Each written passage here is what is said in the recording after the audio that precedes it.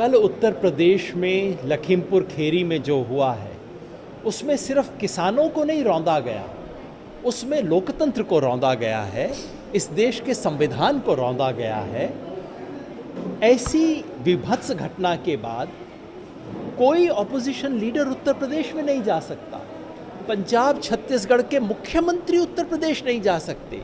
मैं पूछना चाहता हूँ, जब पश्चिम बंगाल में ऐसा कुछ होता है जो बीजेपी को पसंद नहीं होता, क्या बीजेपी के लीडर पश्चिम बंगाल नहीं जाते?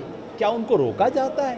क्या उत्तर प्रदेश में जाने के लिए पासपोर्ट और वीज़ा लगेगा इस वक्त? मैं समझता हूँ कि किसान आंदोलन से घबराई डरी हुई बीजेपी अब बौखला गई।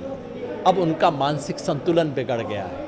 अब वो केवल हिंसक षड्यंत्र की सोचते हैं। षड्यंत्र मैं इसलिए कह रहा हूँ कि गृह राज्य मंत्री अजय मिश्र ने एक सप्ताह पहले ये कहा था कि इनका मुकाबला करेंगे, इनका बदला लेंगे। हिंसा भड़काने का उन्होंने बयान एक सप्ताह पहले दिया था। कल सुबह ये घटना होने से ठीक पहले हरियाणा के मुख्यमंत्री खट्टर ने कहा, डंडा उठाओ, बदला लो, जेल में जाने से मत डरो। मुख्यमंत्री ये बात कहता है। मतलब इस देश में किसान आंदोलन से घबराई डरी हुई बीजेपी इस वक्त संविधान कानून को तोड़कर हिंसा का सहारा ले रही है। किसान आंदोलन की तरफ से मैं कहना चाहता हूँ, हम हिंसा का जवाब प्रतिहिंसा से नहीं देंगे। शांति प्रियता इस आंदोलन की मजबूती है। हम शांति में बने रहेंगे। आज पूरे देश में डिस्ट्रिक्ट हेडक्वार्टर पे जाके किसान प्रतिवेदन दे रहे हैं, मांग कर रहे हैं कि गृह राज्य मंत्री अजय मिश्र को बर्खास्त किया जाए, उनके खिलाफ मुकदमा हो, उनके बेटे के खिलाफ 302 और उसके साथ जो गुंडे थे इनके खिलाफ 302 का मुकदमा हो, इन्हें गिरफ्तार किया जाए और इस मामले की जांच सुप्रीम कोर्ट की मॉनिटर्ड एसआईटी करे। और साथ में हरियाणा के मुख्यमंत्री जो बिल्कुल असंवैधानिक बयान दे रहे हैं उनको भी अपनी पोस्ट छोड़ने को कहा जाए, नहीं तो ये आंदोलन और आगे बढ़ेगा। और आज सुबह से जिस तरह की बौखलाई हरकतें बीजेपी कर रही है, अखिलेश यादव को गिरफ्तार, प्रियंका गांधी को गिरफ्तार, किसान नेताओं को रोका, इनकी राजनीति से मैं सहमत हूँ असहमत हूँ कोई बात नहीं है, लेकिन इस देश में किसानों को मार दिया गया और वहाँ आप लोगों को जाने नहीं दे रहे, ये इस देश का कायदा नहीं है, ये संविधान के विरुद्ध है।